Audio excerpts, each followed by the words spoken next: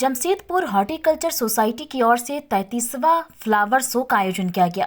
3 दिनों तक चलने वाले इस फ्लावर शो का उद्घाटन टाटा स्टील के वाइस प्रेसिडेंट चाणक्य चौधरी ने किया। उन्होंने हॉर्टिकल्चर सोसाइटी के प्रयासों की जमकर सराहना की और कहा कि फ्लावर शो एकमात्र शो नहीं, बल्कि इसके जरिए हमें सीख लेने की ज़रूरत है।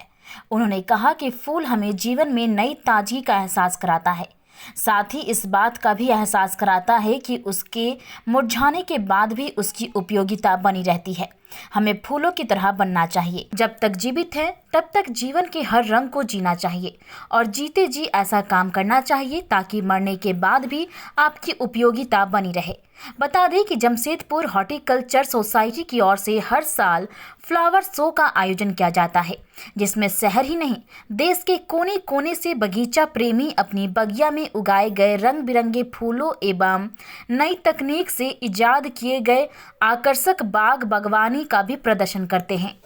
इस दौरान कई सांस्कृतिक कार्यक्रमों का भी आयोजन किया जाता है, जिसमें शहर के प्राकृतिक प्रेमी खूब आनंद उठाते हैं।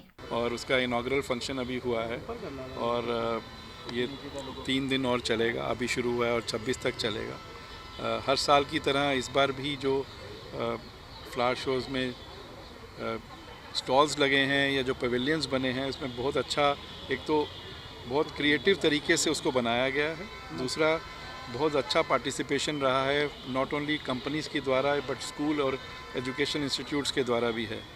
आई थिंक इसका एक अच्छा उदाहरण ये भी है कि हर इंडिविजुअल और हर इस्टेब्लिशमेंट में कहीं ना कहीं फूलों के साथ ज़िंदगी व्यतीत करने का एक मौका मिलता है।